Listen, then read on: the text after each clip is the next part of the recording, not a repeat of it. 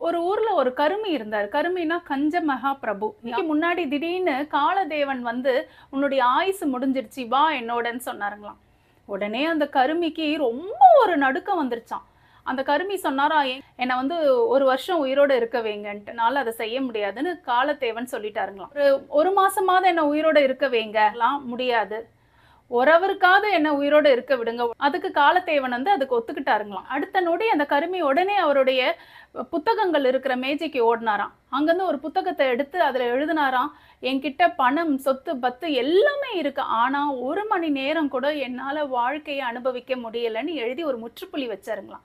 பல பேர்கிட்ட பணம், சொத்து, பத்து அத்தனையுமே இருக்கும். ஆனா அந்த பணமோ, சொத்து, பத்தோ மத்தவங்களுடைய கஷ்டத்த தீர்க்காது. மத்தவங்களுக்கு ஒரு உதவியா இல்லாத பட்சத்துல அந்த பணம், சொத்து, பத்தெல்லாம் ஒண்ணுமே இல்லங்க. இதுதான் வாழ்க்கை. இன்னைக்கு நாள் உங்க எல்லாருக்கும் நலமா அமையுங்க. நல்விடியல் வணக்கம்.